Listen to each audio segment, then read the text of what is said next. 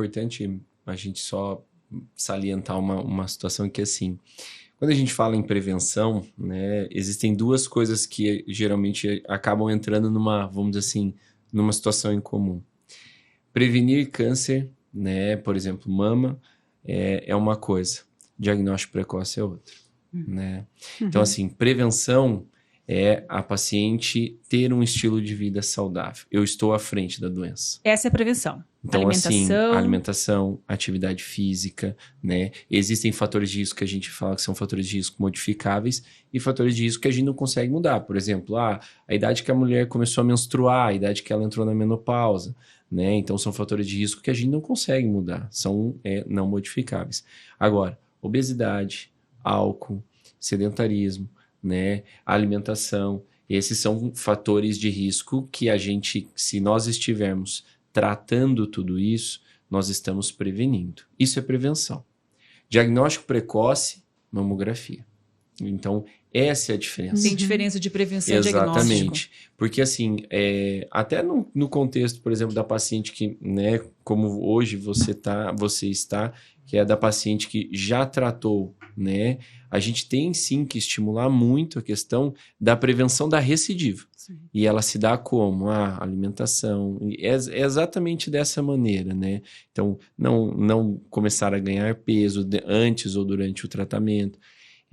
Então, quando a gente fala, assim, diagnóstico precoce muda a história natural da doença. Fazer mamografia no caso do câncer de mama, fazer a questão da colonoscopia para câncer de intestino, né? Passar por avaliação com vamos dizer assim, o exame preventivo do colo do útero, né? Que eles usam o termo preventivo, mas dá uma ideia de que, assim, eu fiz o exame e eu estou prevenindo o câncer. E às vezes você pega lá uma paciente que não mudou o hábito de vida e ela tem uma falsa expectativa de prevenção. Doutor, mas mesmo quem não tenha casos na família desse tipo de câncer, colo de útero, de reto e tudo mais, tem que fazer esses exames? Como que é? Essa pergunta é a clássica. Né? Veio aqui a curiosidade, nem tá aqui no nosso release aqui. Ó. Então vamos lá. De cada 10 pacientes que qualquer mastologista faz diagnóstico de câncer de mama hoje, 9 eu pergunto para a paciente qual é a história de câncer na sua família. E elas respondem o quê para mim? Ninguém. É isso. Eu hoje ouvi também no consultório uma paciente que ela tem uma alteração, assim, ela está com uma alteração suspeita. Ela olhou para mim e falou assim, não, eu tô tranquila, não tem ninguém na família que tem esse diagnóstico. Então, assim, é algo que todo mundo pensa. Fator não genético. É essa paciente. As pessoas acreditam que o fator genético... Ela acha o seguinte, não tem na minha família, eu não vou ter. É isso. Vamos dizer assim, o dia a dia, seja do consultório, seja da clínica de oncologia, assim, eu não vou ter, né? Porque eu não tenho história familiar. Essa é outra coisa que precisa ser desmistificada. Por quê, Josi? Não tenho na minha família, então... A paciente não começa a fazer rastreio, ela não faz nada, né? Você, no seu caso, tinha uma pessoa, né? Sua tia. Tinha. E até nós achávamos assim, bom, a tia teve, eu tenho também. Aí teve uma prima que teve também, né?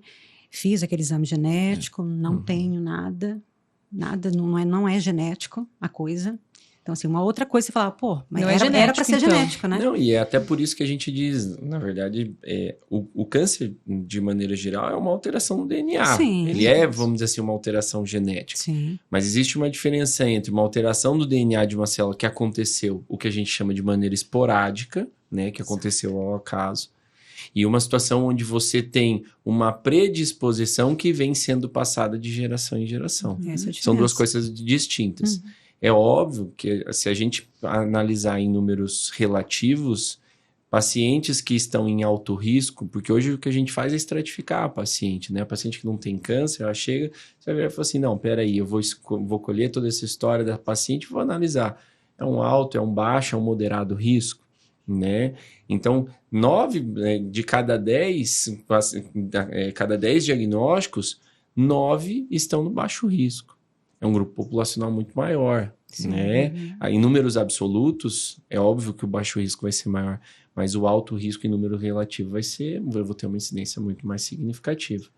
Então, assim, a expectativa de não vou ter câncer por conta da história familiar, ela na verdade, a gente tem que sempre esclarecer o paciente em relação a isso. Tem que fazer os exames, gente. Tem que fazer o rastreio, né, Beth? Não adianta, né?